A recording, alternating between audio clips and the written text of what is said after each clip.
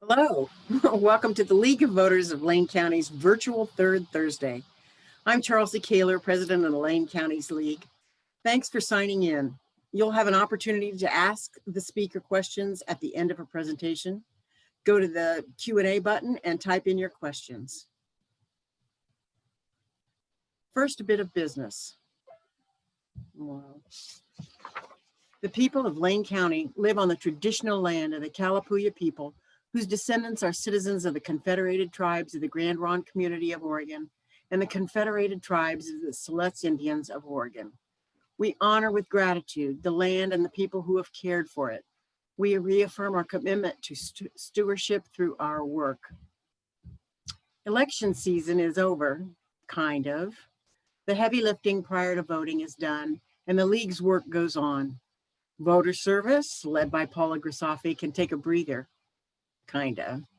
The action committee, chaired by Terry Parker, is where the action is, pun intended, all year round by directing the League's efforts on community concerns. Membership never rests, recruiting new and nurturing current members. Their latest project was the new directory you'll be seeing in your mailbox soon. Thanks, Veronica and Kim. Thanks to all who do our important work year round. Okay, doing a little technical stuff here. There we go. On to our speaker, State Representative and longtime League member, Nancy Nathanson. As Linda Lynch wrote in last month's Argus, in a time when words and phrases such as hoax and fake news and alternative facts are used to describe the day's happenings or to advance a certain point of view, Representative Nathanson provides us with an honest, issue-centered look at our current news. She is known to be data-driven in her legislative decision-making, which means she can explain her decisions with actual information rather than anecdotes or bias. Representative Nathanson served for 12 years on the Eugene City Council before being elected to the state legislature in 2006. Professionally, she worked for 37 years for academic libraries, including the U of O. In her time at the legislature, she has come to be relied upon for her detailed knowledge of state budgets, as well as tax policy, transportation policy, and a host of other issues. House District 13 is primarily North Eugene, from I-5 to Highway 99, with most of downtown Eugene included. Nancy writes on her legislative homepage, I have focused my efforts over the years on protecting seniors, consumers, and children, local needs, and good government efforts to make government work smarter. That last part of her statement, of course, reflects her long membership in the League of Women Voters. I am honored to introduce League member, state legislator, and tap dancer, Nancy Nathanson, discuss the challenges before the 2021 legislature. Oh, hello. Thank you. Thank you so much. and now, for anyone who didn't know that fun little thing about me, yeah, I was a tap dancer. Thank you. So you'd like to know what the next legislative session will bring. Well, me too. I'm heading into my 8th term as a state representative, and I can't think of any other session that will come even close to this in terms of uncertainty, and maybe not even for the last century, because we don't know exactly what we'll have to deal with, and we also don't know exactly how we're going to deal with getting our business done. How will we get it done? I spent some time thinking about how to organize my thoughts for you today, and I came up with an outline of what and how.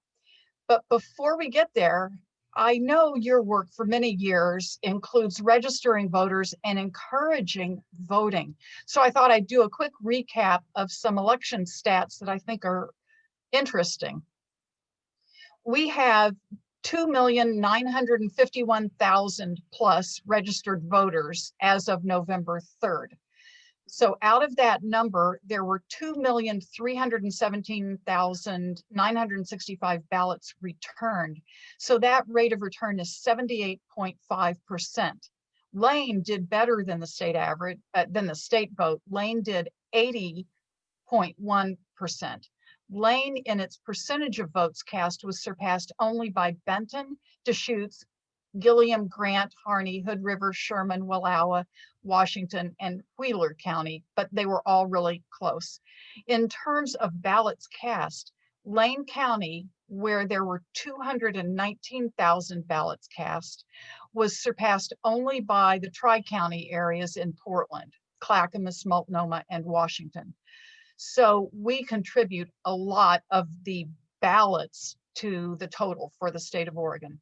While the number of votes cast is way up from the 2016 election, the percentage of voting is similar, both around 80%. That's because the number of registered voters is also way up. The number of registered voters has increased by about 400,000 people from 2016 to 2020. A large amount of those newly registered voters, you all are very well aware because you've discussed it in your meetings. It can be attributed to the motor voter law, which automatically registers Oregonians as non-affiliated voters when they get or renew a driver's license, ID card, or a permit from the Department of Motor Vehicles.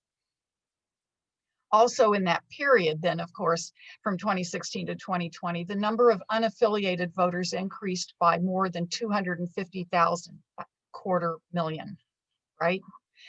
So let's move now to something that I hadn't necessarily planned to talk about because I wanted to talk about the next session. But when I was reviewing this yesterday with Linda Lynch, there was a comment that since we just had the economic and revenue forecast yesterday, you might be interested to hear. And what we've learned is sobering. It's not all good news. It's not all bad news. Things are pretty okay. The bottom line, the main message is that we're sort of stabilized right now since the September forecast. Things continue to look a little better. The ending fund balance for this biennium is positive. It's going to be way over $1 billion. But before you think, wow, that's a lot of money, they should spend it all, remember that it's prudent to have money ready going into the next biennium because there's a standard operating protocol, you might say, of having 2 to 3 months in reserves for operating expenses in case of an emergency. Of course, we're in an emergency now, but what if there's a deeper or additional emergency? So it's always prudent to keep some reserves. So we're going into the next biennium with an even larger ending fund balance than we thought we would. The economists continue to assume there's going to be another federal stimulus package, but it will be smaller than the last one. Initially, they warned that to get back to where we were before the pandemic, it would take until midpoint in the 2020s. But now they're saying we could get back to pre-pandemic employment by 2023. So at this point, I want to share with you a screen, something that I have grabbed off of the economists' presentations.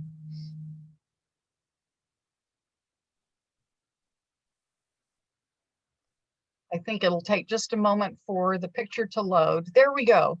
So here's what the forecast looks like. That's pretty darn good, right? This peak here is when we got the CARES Act, the federal stimulus money. This second peak, early in 2021, is what the economists are projecting will happen, that we will receive some stimulus money and we will continue our upward trajectory. That's what the forecast is showing. But they also tell us that it is absolutely imperative that because the economic forecast is inextricably linked with the health forecast, we've got to get control over COVID-19, for us to get back to where we were. So even the economists emphasize the need to address the pandemic. And now this one is even more interesting. It shows you how long it has taken us to pull out of other recessions. You will see here, I know this is a sort of a wild looking chart, but once you settle in and get patient, most of the other recessions that we're looking at were caused from an economic problem. We are in a self-imposed recession. The economy was basically solid when the pandemic struck. So the underpinnings of our economy are really all right. So you'll see in this red line, wow, we really tanked right away. But look how fast we're coming back, and then we will continue to come back. It shows that they are projecting that we're going to come back within the 2020 doesn't mean, this is the way they're identifying this economic crisis. It's the 2020 crisis. They're anticipating this will take about 3.5 years to come back. In the 2007 crisis, this dark black line, it took us over 7 years to come back from that one. And from this slump down here, the light gray line, that was the 1980 slump. That took us over 7 years to come back. So you'll see that they're predicting this one, we're going to come back quicker. So that's actually very good news. I'm going to stop sharing for a minute now. So a little bit more on the forecast. I want to get some of the bad news out of the way first. The unemployment support ends the day after Christmas, and there is no current federal support for business, and the moratorium on residential evictions ends December 31st, and some rent payments are due January 1st, and the rest are due March 31st. So this has a lot of us worried about how to continue to shore up our individuals and families and businesses. The leisure and hospitality businesses were struck very hard. They're still suffering. Some sectors will face longer run or structural challenges. Brick and mortar retailers and most manufacturing subsectors could stay suppressed for a long time or even have a more permanent downsizing. But that's not because of the pandemic. That's because those sectors were already looking at some potential restructuring anyway. The early recoveries have been in healthcare and office jobs. The winners, really, with employment increases, include all of those home improvement stores and home improvement services, the transportation and warehousing, groceries and food and beverage stores, and software. The housing sector remains strong because higher income households who tend to be homeowners have been less impacted by the recession and are trying to take advantage of record low interest rates. But here are some things to keep in mind. The forecast continues to obscure the painful impacts being felt by low-income Oregonians who've been disproportionately affected. Caretakers, who are especially women, have been disproportionately dropping out of the workforce since the start of the pandemic. The already existing income inequality has been made worse. Those impacts are falling disproportionately on Black, Indigenous, and people of color, BIPOC communities across the state. And as I mentioned earlier, as the economists have been telling us since last spring, economic recovery depends on health recovery. People will have to feel safe and confident and be safe and confident to start visiting stores and restaurants as much as they did a year ago. So now let's get on to the legislative session. And I think I'll show you a few pictures really quickly, again, of what a session is like. For those of you who haven't been to visit us up in Salem, this is opening ceremonies. This is what it normally would have looked like in January when we get sworn in. I don't think it's going to look like that at all. We will not be open. You'll see the gallery is full of people here. The floor of the House is full of members. We get sworn in, we sign an oath of office. This is the view from my desk in the House chamber on a normal day. My computer, my papers, some people are at their desks, some people are milling around. Here's another view, a lot of milling around. Some people are in the gallery. We work with each other during a floor session. Some of you think it looks like barely organized chaos, I'm sure, but this is a time when we have to talk with each other. So that's what we do sometimes. I will go visit people in the hall. People come to visit us and lobby us. This is what it's like before a committee hearing. The rooms are full. That's me talking to someone in the front row before their testimony begins.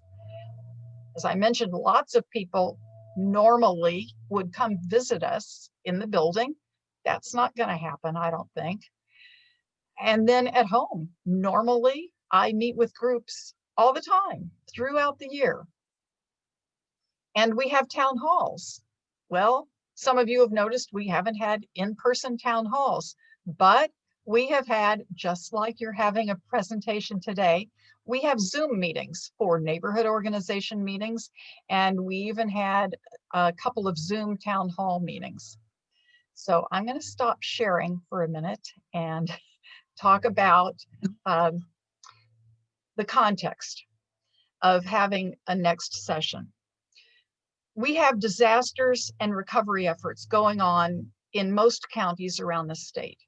The economic and health and housing issues, losing jobs to the pandemic, and losing homes to wildfires.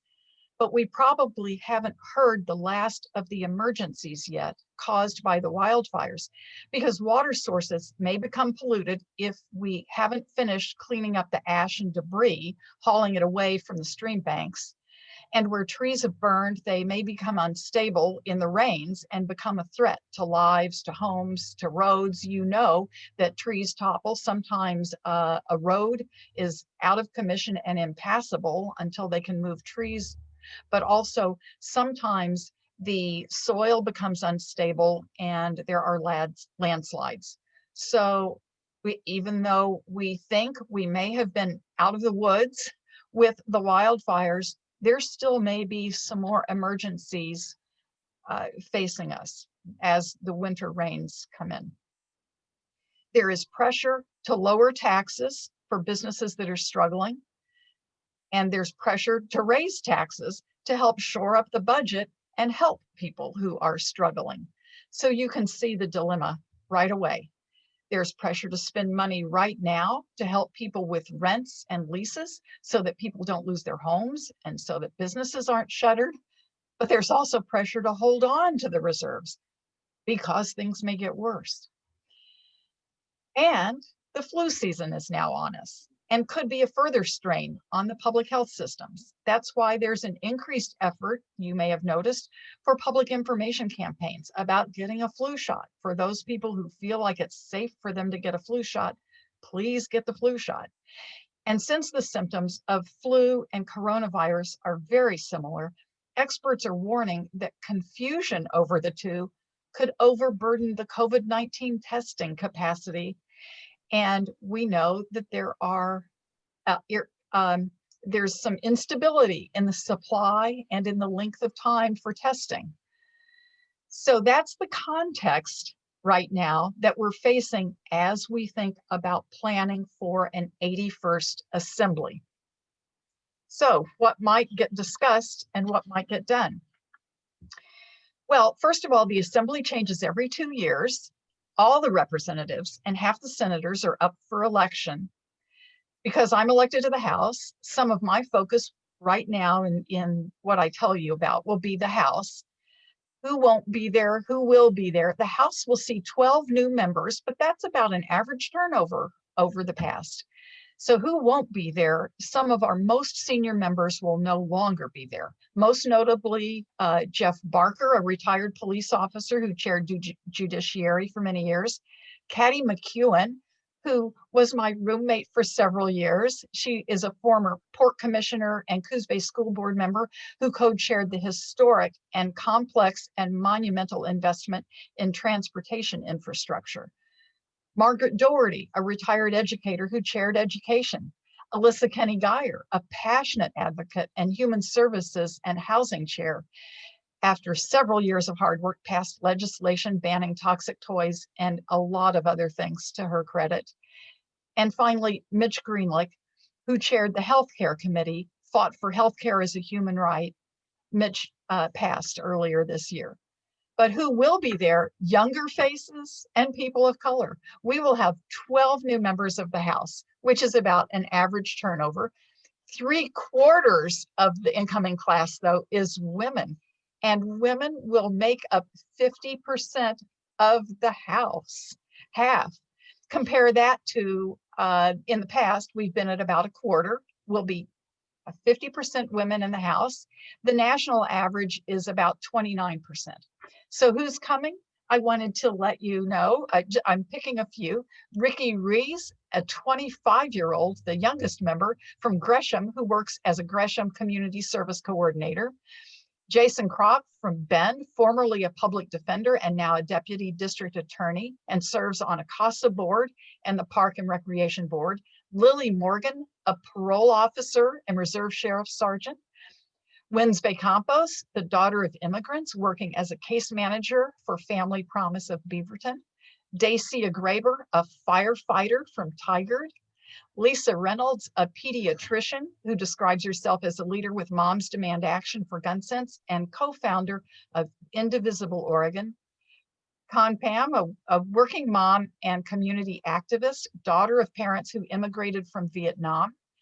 Bobby Levy, who helped form the Eastern Oregon Women's Coalition and advocates for farmers and ranchers. And Zach Hudson, a high school teacher and city councilor from Troutdale.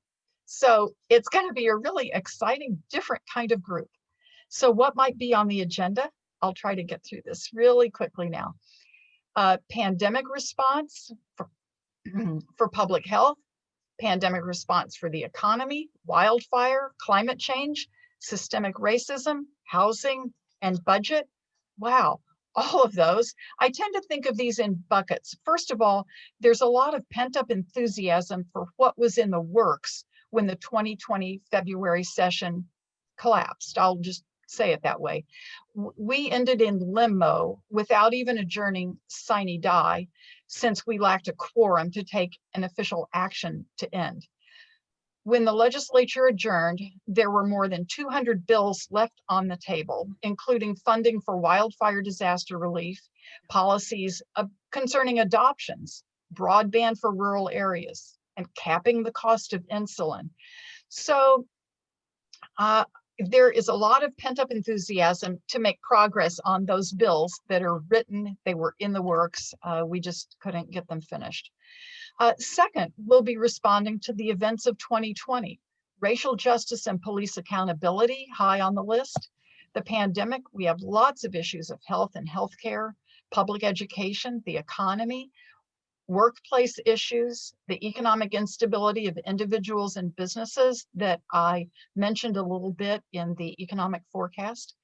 For wildfire resilience and recovery, you know, there were 1.2 million acres burned. That is more than twice the average over the past decade.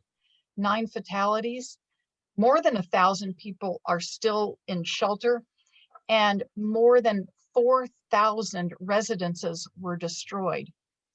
The EPA has completed the hazardous waste cleanup for around 2,000 of the properties, and the work is ongoing. Office of Emergency Management is working with insurance companies to help survivors. OHA received money from the E-Board for water testing. It's a lot of detail. The next bucket is there will be, of course, continued interest in the environment and human rights, police accountability,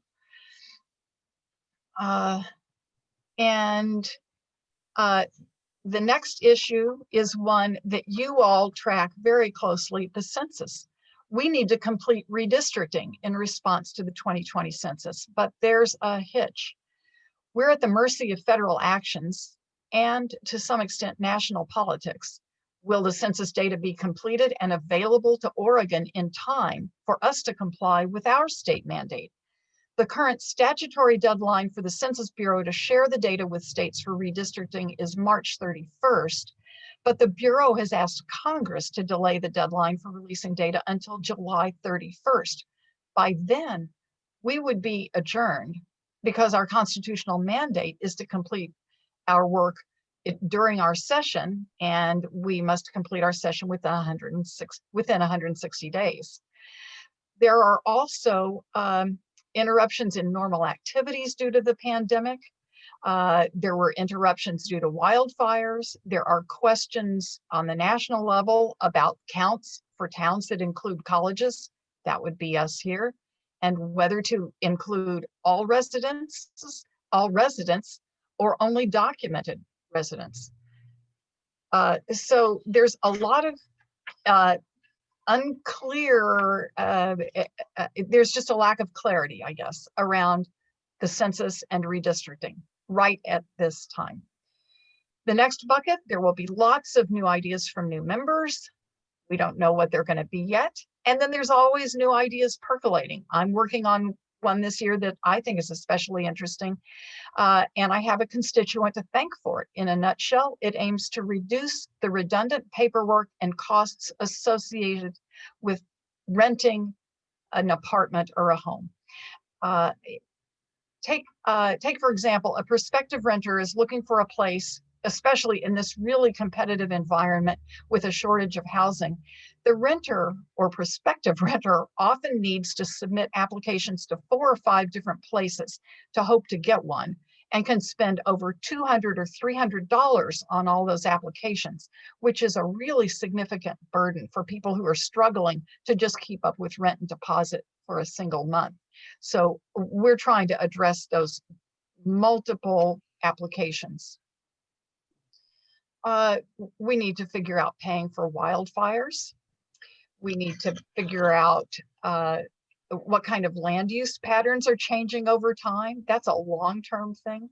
But finally, before I wrap it up this section, I thought I would just speculate with you a little about how we're actually going to get our business done. The legislature's professional nonpartisan staff have been discussing it for months, developing best case, worst case, and most likely case scenarios to evaluate the risk for members and potentially staff working in the building for the coming session.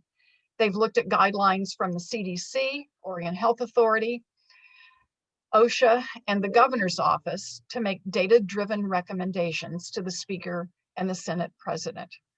All the while, they're taking steps to make it possible for us to hold some virtual meetings. We had some this summer, and we just had our, for example, House and Senate revenue committees meet online yesterday to get the economic and revenue forecast. But, you know, we have a limited amount of space and time to get an enormous amount of business done in a really atypical way.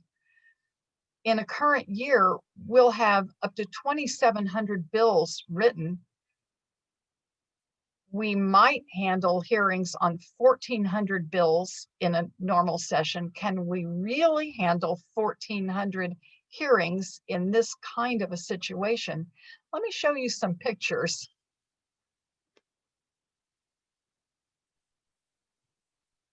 I'm going to share my screen again. So this is what it looked like when I was there for a short session a few months ago. We wore our masks on the House floor. That means in the House chamber. This is what it was like when we were chairing a revenue committee online. The public can watch real time, live, just like you can watch now or pre-pandemic. But because of the protocols for the special session, after consulting with health experts, it was determined that no more than 25 people could be in the House chamber at a time. So most of the members were in their offices watching. This is a picture of me watching the Speaker of the House on the closed circuit television that we all have in our offices. Most of us were in our offices watching, only 25 people at a time in the House chamber. None of the staff for members was in the building. When I carried a bill in the special session, I wore a mask when I was speaking. I was the first to do that.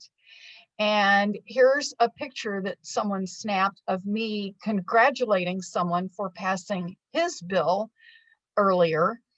Only you can tell no one else was sitting at their desk. It was very sparse in there. And how did we vote? You know, we have a voting system. We press a button that's on our desk. That's what this button, green button, is here. But I've put some red arrows because no more than 25 could be on the main floor of the House chamber. We changed our rules to allow people to vote from the third floor gallery. This is normally where the public would be. No public was in the building, but this short red arrow shows the door to the hallway and the connection to that wing, the House wing of the state capitol. People would walk in through that that door, and you can see there's someone here who is with a thumb up or down, I can't tell. There's someone voting here with a thumb up, someone voting here with a thumb up, and it's outside the picture, but down here at the area where the chief clerk sits, the chief clerk is looking at them and acknowledging and registering their vote into the vote system. So that's how voting happened with social distancing. So one way or another, we will press on and we will get our business done. And this has got to be one of the most exciting times ever I can think of to be a legislator. Difficult, stressful, but it will be exciting to be a member of the legislature. Thank you.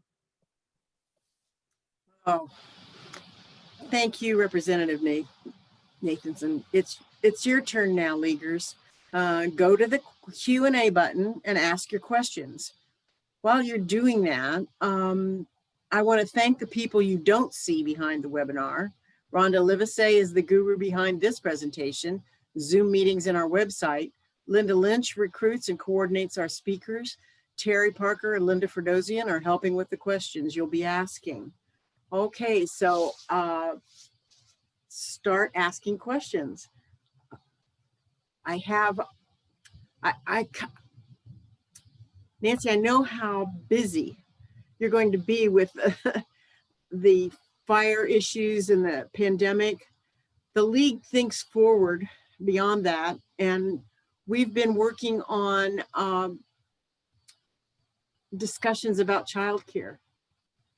Under COVID, this has been an issue of critical concern. Is there anything that you know of that will be worked on to help working parents help with childcare services? I'm not on the committees that normally handle that. It is very high up on the list. Even the state economists included childcare as one of the critical elements to address in shoring up people just for this time period, as well as trying to prevent what may be some people permanently exiting the workforce. It's a huge concern. It's affordability, but it's also safety and availability of childcare. All of those need to be, need additional attention and investment. I guess that's the best word I can think of, additional investment, because it's important for the families, and in a macro sense, it's important to the state's economy more generally to make sure that childcare is safe and available and affordable. one of the things, when you think about everything that it goes into each one of those, safe, available, affordable, PPE comes to mind, social distancing comes to mind, and I have huge concerns about PPE and testing. I've been working on a bill regarding that. I don't know if we'll talk about it later. If someone wants to write to me about it, I'm happy to share the description with you. But yes, it's high on the list for the Human Services Committee and also the people concerned with economic development. Very good. Something else that's we're working on is, the league is always concerned about, is how's the Oregon legislature, that you know of anyway, to deal with issues at the election department statewide. Are there any problems that need to be addressed? Is the question related perhaps to recent news about the departure of the person who oversaw the elections? I can't say. This is a question that was just asked. So, but I imagine we are all aware of that and curious about that. So if you've got any Yes. answers. I don't have any insider knowledge about that personnel change. I can tell you that for several years, there has been legislative interest in how the Office of the Secretary of State was spending HAVA money, Help America Vote Act. That money is almost all gone now, but it was a huge amount of money that the federal government had released to states. And then states could spend it on several different kinds of things, like helping each county purchase new equipment. Sometimes it was the old hardware, whether you're talking about a computer or a counting machine. So sometimes it was used for that. Sometimes it was used for other types of improvements. So the legislators involved in the Ways and Means process, particularly, had their eye on watching that. But there's, when you have separated responsibilities, a separately elected Secretary of State, it's a separate constitutional office, and they can oversee and manage their affairs separately, just as the state treasurer's office is separate. The relationship between the legislature and those offices is a little different than it is between the legislature and the executive branch, where we can set policy and be very clear about how money should be allocated and what programs and services should be offered. The relationship with the independently elected statewide officials is different. So even though the legislature allocates the money and says we want the money spent on these software improvements, and one of my concerns has been, of course, cybersecurity. We can do a certain amount of asking, and we hope to have really good, productive relationships with that office, but we can't oversee it in the same way that we can executive branch agencies. Is there concern about technical infrastructure beyond the elections division? Security, for instance? Statewide, certainly, yes. One of the issues that interests me is the issue of ransomware. And when it's not only individuals and businesses who are sometimes held hostage with a ransomware attack, there are state agencies in other states, and there have even been counties and other public entities in Oregon that have been held hostage and subject to ransomware. Cybersecurity is serious.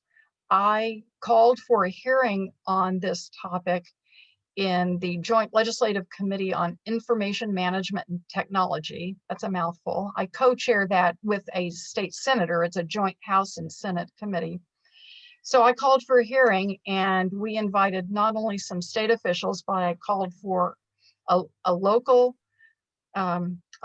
agency, a state agency, a business person to give us his personal example, and the FBI came and testified also. Also the Department of Justice. This will be a continuing issue for us. It's serious. All right. Probably you'll be hearing from the league as other legislators asking about priorities, but here's one that you'll probably be asked again. How can the league collaborate for pre-session filing sponsors? And how do you feel about rerunning our HB 2234 to replace ORSTAR and OCVR? Oh my. That's pretty technical. Yes, and collaborating on pre-session filing. I don't know who might have put that bill into the hopper. There are always ways for us to collaborate, but pre-session, it's a little difficult because sometimes legislators are cagey about which bills they're having written, because you want to see the language and test the waters a little bit behind the scenes, right? For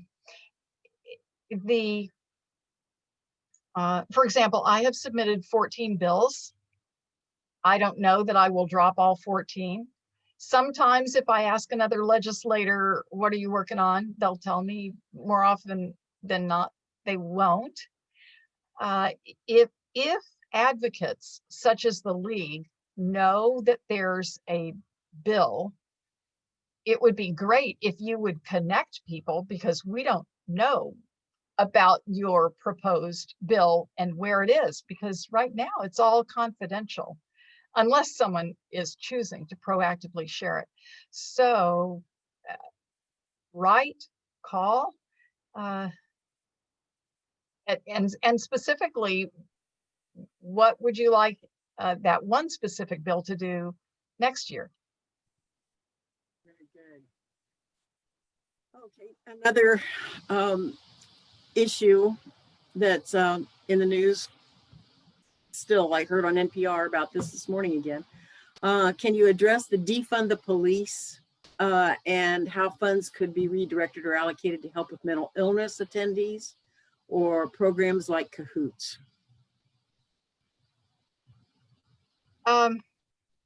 In 2015, was it that long ago? I think so. I elevated the Cahoots program by inviting Whitebird to the state legislature to come provide testimony in front of my committee.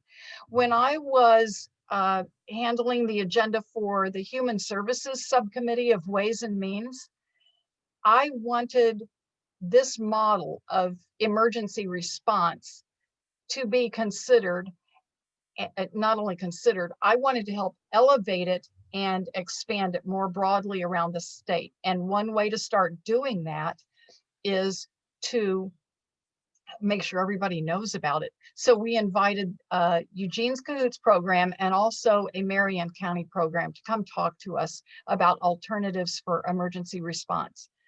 So for some years, I've been a believer, I guess you might say, in let's have the right response for the right situation at the right time.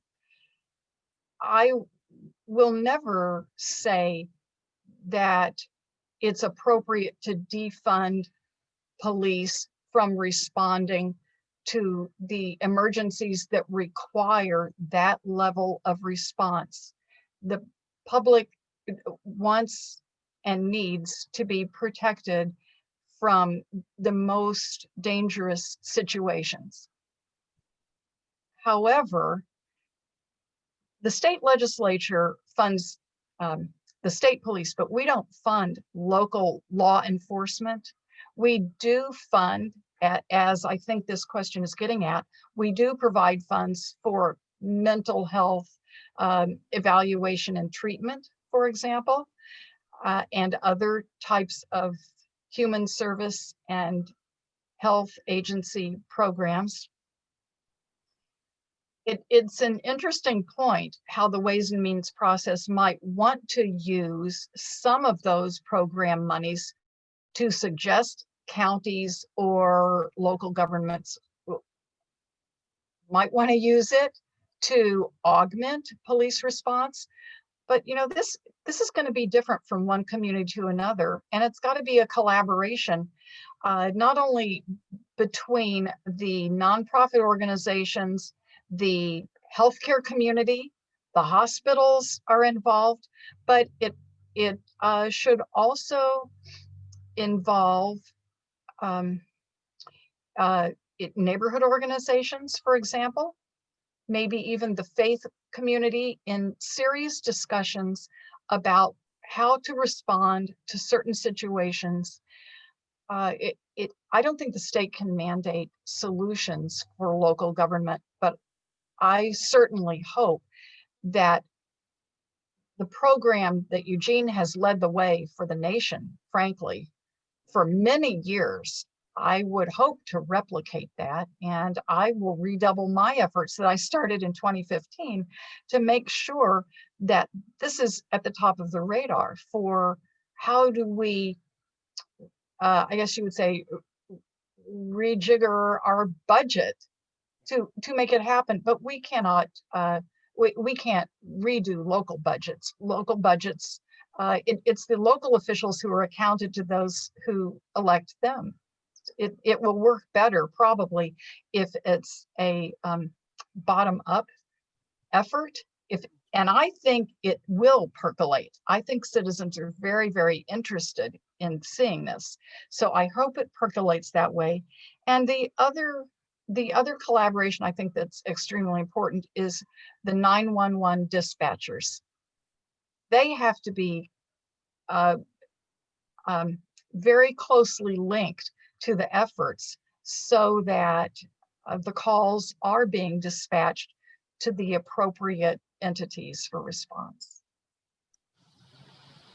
Okay, we're all over the map here, so I'm going to go to something, well, this is still about the legislature. Do you foresee better cooperation between the two parties in this legislative session? I'm going to hope for that. I always go in hoping for this, and we have a new class coming in that's very eager and enthusiastic. And when you have that kind of enthusiasm coming into the mix, I certainly hope so. I'm very troubled by the tone at the federal level. I'm very troubled by national politics. I expect that's going to calm down. And if it calms down at the national level, I think that will help it calm down at the state level. A number of my bills and a number of other bills that were passed were very, were bipartisan. In fact, I'm going to look at, while I'm talking here, I have some information on bipartisanship somewhere. The number of bills that are passed unanimously or bipartisan is very, very large. And in my committee, the Revenue Committee, for example, out of all of the bills that came from legislators, about half of the bills we passed were agency generated bills. About half were legislator generated bills. 3 of them had a Republican-only chief sponsor. A number of them had a Republican and Democratic chief sponsor, and then some were Democrat-only chief sponsor. But I think it demonstrates that in my committee, partisanship played no role in hearing bills or passing bills. And other committees operated that way also. I expect us to continue to do that. You know, there's a lot of hype and a lot of concern about a lack of working together. But I think that's because it gets a lot of media attention. If you dig into the details of what bills are passing, who's working together, who participated in helping amend something to improve it, I think you'll find out that behind the scenes, there really is quite a bit of collaboration. Excellent.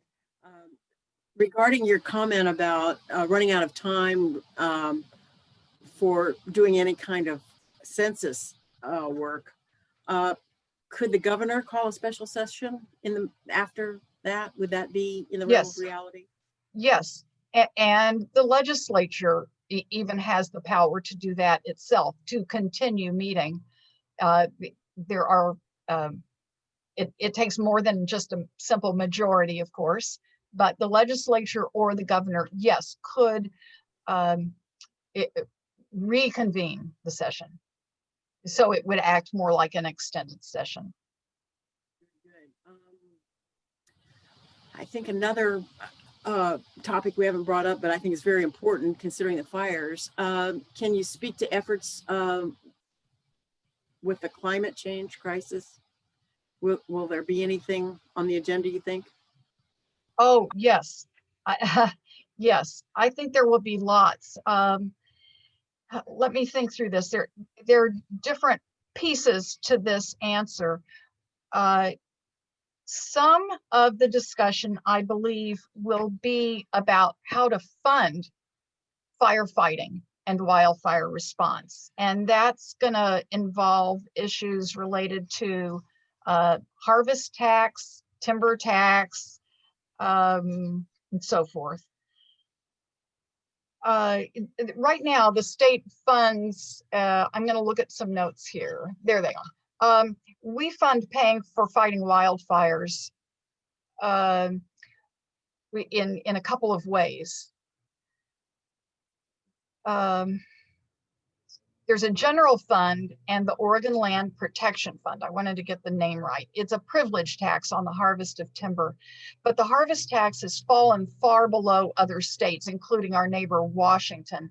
So that's leaving the general fund to foot much of the bill.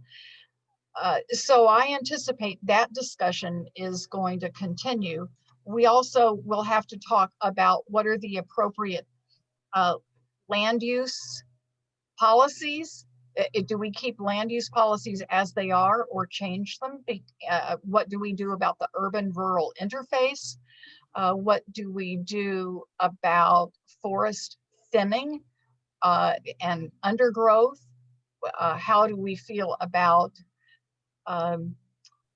biodiversity and the ecosystem or forest health? So there are many different aspects ranging from environmental, technical, all the sciences will be involved, but there's also the tax, the paying for it aspects, and I think land use also is going to get a lot of attention this time. I'm involved with land use planning. What tack do you think that will take? More restrictive, less restrictive? I don't know. Right now, you're going to see the part of me that league members have noticed over the years, where I often point out on this hand and then on the other hand, true to my Libra zodiac sign, I guess.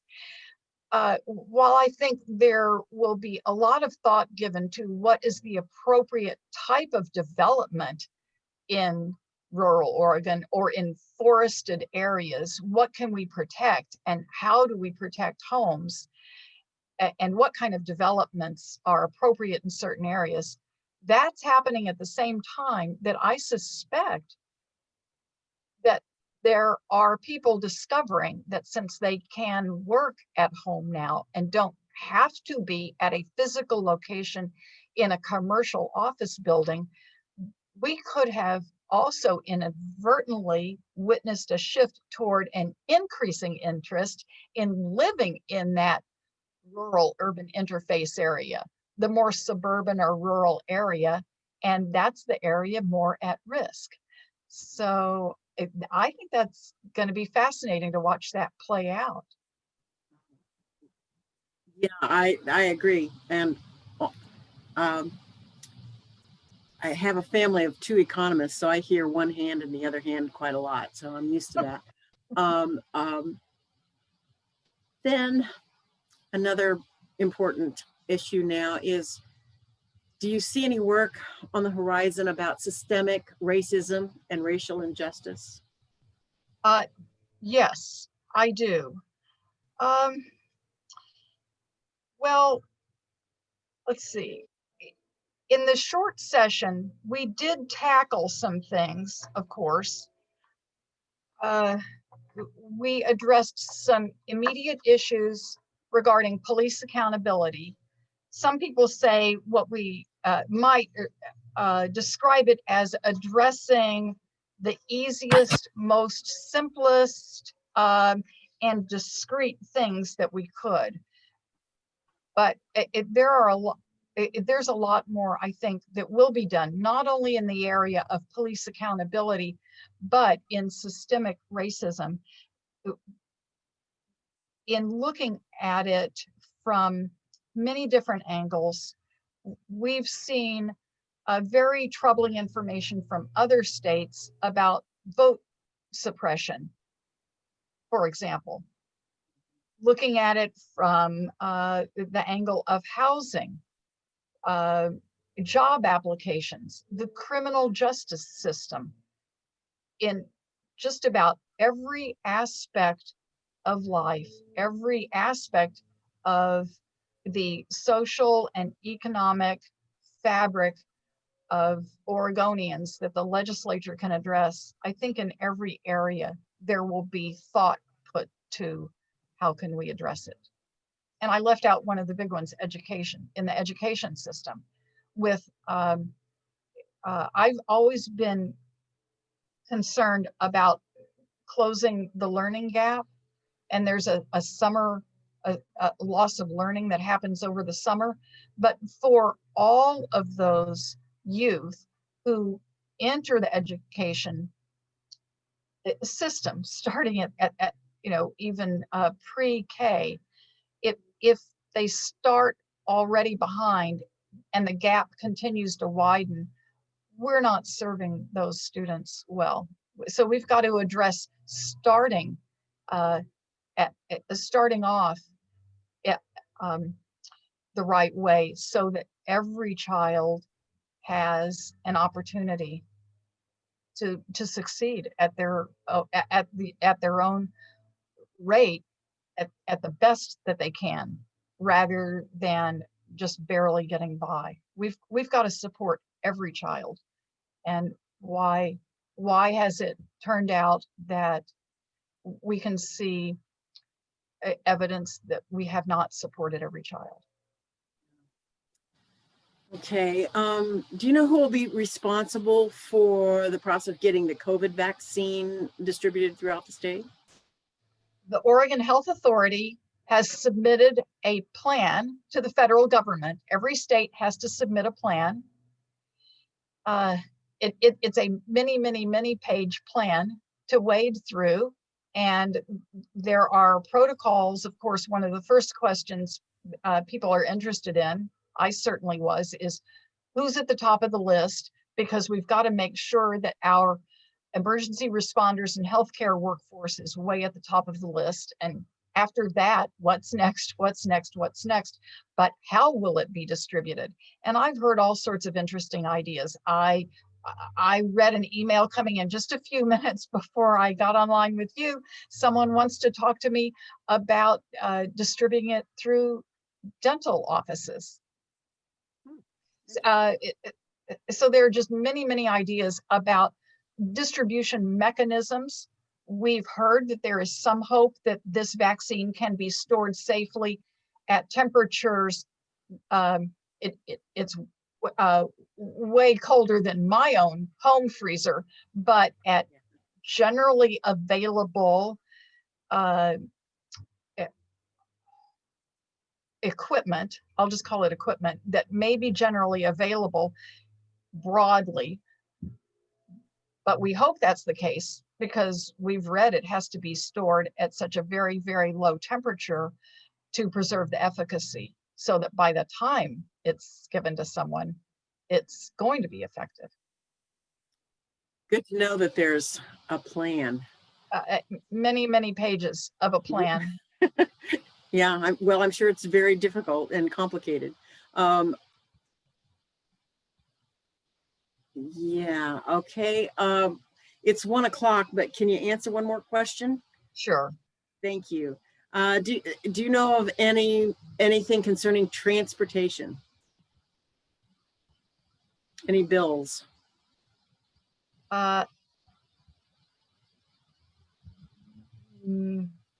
No, I am not aware of any colleagues' bills related to transportation. I have one that's related to, you won't be surprised, passenger rail. Well, and actually the question was specific to rail, so you have something. Really? Yeah. Well, I keep pressing on this issue, and I was thrilled when Congressman DeFazio invited me to come testify to a congressional committee last year in Washington, D.C. I testified on Amtrak and the future of passenger rail. I have one of the very specific points that I'm unhappy about is our system of incentives and penalties that is paid to the host railroad. Because we don't have a public transportation infrastructure for rail, it's all privately owned. There's a host railroad, for example, Union Pacific or BNSF coming from Washington. There's a host railroad, and then the host railroad basically makes time and space available to all the other rail companies that want to travel on that line. Amtrak travels on UP lines in the state of Oregon. The state of Oregon, through Amtrak, has signed it has signed a contract with Union Pacific to agree on standards of performance that I believe are way too low. And even when the standards are not met, I've looked at the statistics. I'm a numbers person when I want to be, and we have paid Union Pacific more in incentives than they have paid in penalties, many, many times over, even though our passenger trains continue to be delayed instead of getting the right of way over freight. And there are some reasons for that, but the state doesn't have the power or the authority. But working with Congressman DeFazio's office and working with our state Department of Transportation, I just keep bringing situations to light that I hope will result in a different structure and a different arrangement, because we've got to I believe passenger rail should be viewed as not a quaint thing of the past, but part of our future. And we've got to make it faster, on time, and more choices so that people can choose it and use it. So we've got to do better. Very good. All right. Well, thank you, Representative Nathanson. And thanks to the leaguers and the others that asked questions. A third Thursday for December is in the works. Stay tuned for more information in the Argosy and the email. Happy birthday, Kelly Osborne. Ha ha ha. And thanks again very much, Representative Nathanson. Good to see you. Goodbye, be well, and stay that way.